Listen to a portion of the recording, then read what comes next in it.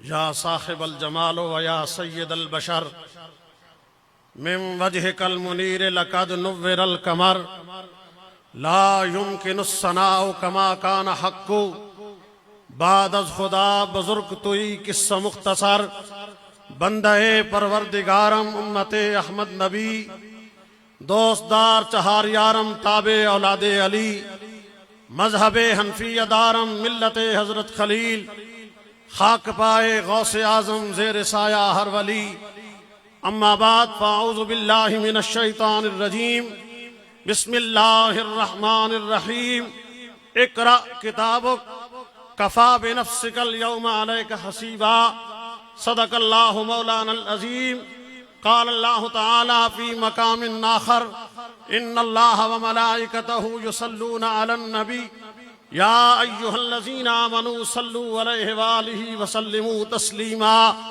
اللہم صلی علی سیدنا و مولانا محمد مبارک وسلم۔ میں نے جو آیت مقدسہ آپ کے سامنے تلاوت کی 15واں پارہ ہے۔ رب کائنات ارشاد فرما رہا ہے اقرأ کتابک، فرما رہا ہے پڑھ تو اپنی کتاب۔ اب اس کتاب سے مراد کون سی کتاب ہے؟ سامعین محترم، ان آیات میں آخرت کے نقشے کو کھینچا گیا ہے۔ ہر انسان کی قسمت اس کے گلے میں لٹکا دی گئی ہے، اور قیامت والے دن رب ذوالجلال ارشاد فرمائے گا آج اس بندے کو حکم دیا جائے کہ جو تو نے دنیا میں اعمال کیے ہیں، جو تو نے دنیا میں کام کیے ہیں، آج تیرا حساب و کتاب کا دن ہے، آج تو خود اپنا اعمال نامہ پڑھ لے۔ اقرا کتابک، آج تو اپنی کتاب خود پڑھ، تو اپنا کتاب نامہ خود پڑھ، آج تو اپنے عمل کو خود لوگوں کے سامنے بیان کر۔ میرے بھائیوں، آج جو لبیک یا رسول اللہ کی صدائیں بلند کر رہے ہیں، انہیں اپنے مقدر پہ ناز کرنا چاہیے، انہیں اپنے آپ پہ فخر کرنا چاہیے۔ جو دنیا میں دنیا داروں کے نعرے لگاتے ہیں، جب دنیا ختم ہو جائے گی ان کے نعرے ختم ہو جائیں گے، لیکن جس نبی کا میں نعرہ لگا رہا ہوں، جس نبی کا آپ نعرہ لگا رہے ہیں، انشاءاللہ محشر کا دن ہوگا جب رب کائنات ارشاد فرمائے گا اقرا کتابک، آج پڑھ تو اپنی کتاب۔ اس دن پتہ چلے گا سچے کون تھے، کھرے کون تھے اور کھوٹے کون ہیں۔ اس دن میرے بھائیوں پتہ چلے گا۔ خواہش سے نہیں گرتے پھل جھولی میں، خواہش سے نہیں گرتے پھل جھولی میں، وقت کی شاخ کو میرے دوست ہلانا ہوگا۔ خواہش سے پھل نہیں گرتے میرے دوست جھولی میں، وقت کی شاخ کو میرے دوست ہلانا ہوگا۔ کچھ نہیں ہوگا اندھیروں کو برا کہنے سے، کچھ نہیں ہوگا اندھیروں کو برا کہنے سے، اپنے حصے کا دیا خود جلانا ہوگا، اپنے حصے کا دیا خود جلانا ہوگا۔ سامعین محترم، کہ عشق مصطفیٰ کیا ہے، کہ میرے محبوب کی محبت کیا ہے، ایک صحابی رسول کا واقعہ آپ کے سامنے بیان کرتا ہوں۔ میرے کریم نبی علیہ السلام کے صحابی ہیں حضرت سعد رضی اللہ تعالیٰ عنہ۔ انہوں نے جب اسلام قبول کیا نا، انہوں نے جب کلمہ پڑھا تو سامعین محترم، حضرت سعد کی والدہ نے پیغام بھیجا، جاؤ سعد کو یہ پیغام دے دو، اے سعد تیری ماں کچھ نہیں کھائے گی، تیری ماں کچھ نہیں پیے گی، اگر ماں عزیز ہے در مصطفیٰ کو چھوڑ اپنی ماں کو بچا لے۔ لوگوں نے پیغام دیا، سعد تیری ماں نے یہ اعلان کر دیا ہے، اب تیری ماں نے یہ اعلان کیا ہے، یا سعد پیچھے آئے گا یا میں اپنی جان دے دوں گی۔ ایک دن گزرا، 2 دن گزرے، لوگ آئے سعد کے پاس، اے حضرت سعد تیری ماں نے جو قسم اٹھائی ہے اس کو وہ پورا کر رہی ہیں۔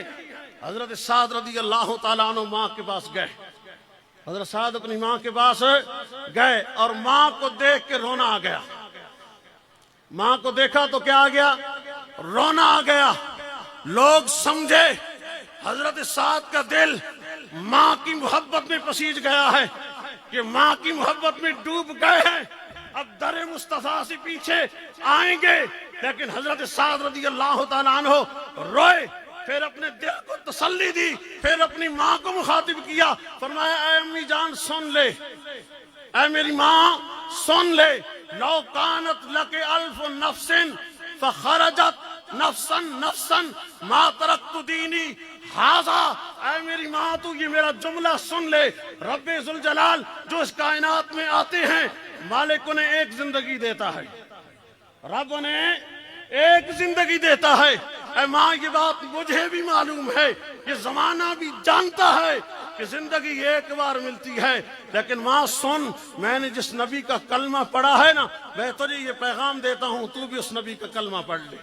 میری ماں کرام سے آپ نے سنا ہے کہ رب ذوالجلال کا کرم ہوتا ہے تو نصیب ہوتی ہے، یہ میرے محبوب کی نگاہ عنایت ہوتی ہے تو یہ نصیب ہوتی ہے۔ اور میں جس نبی کی عزت، جس نبی کی حرمت کی بات کر رہا ہوں، رب نے اس نبی کو کتنا شانوں والا بنایا تھا، رب نے کتنا عظیم بنایا تھا۔ سامعین محترم، سیدنا صدیق اکبر رضی اللہ تعالی عنہ کی شہادت کا مہینہ ہے، تو ان کے حوالے سے ایک روایت آپ کے سامنے بیان کرتا چلوں۔ کون سیدنا صدیق اکبر رضی اللہ تعالی عنہ؟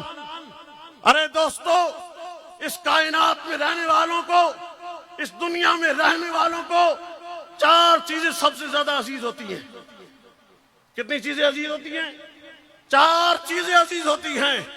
اپنی جان عزیز ہوتی ہے، اپنی جان عزیز ہوتی ہے، جان کے بعد اپنی اولاد عزیز ہوتی ہے، جان کے بعد اپنی اولاد، اولاد کے بعد مال عزیز ہوتا ہے، مال کے بعد وطن عزیز ہوتا ہے۔ میرے دوستو، سیدنا صدیق اکبر رضی اللہ تعالیٰ عنہ۔ سامعین محترم، مہمان تشریف لا رہے ہیں اور میں اپنی گفتگو کو اختتام طرف لے کے جانا چاہتا ہوں، اور ایک روایت اور بات ختم کہ سیدنا صدیق اکبر رضی اللہ تعالیٰ عنہ، آپ نے جان بھی پیش کی، اولاد بھی پیش کی، مال بھی پیش کیا، وطن بھی پیش کیا۔ جس رات کو سیدنا صدیق اکبر رضی اللہ تعالیٰ عنہ جانے دو عالم صلی اللہ علیہ وآلہ وسلم کے ساتھ ہجرت کی رات نکلتے ہیں، کفار نے حضور علیہ السلام کے گھر کا محاصرہ کیا ہوا تھا۔ کریم نبی علیہ السلام اب حضرت علی المرتضیٰ کو اپنے بستر نبوت پہ سلاتے ہیں اور سیدنا صدیق اکبر کو ارشاد فرماتے ہیں، صدیق آج کی رات نکلنا ہے۔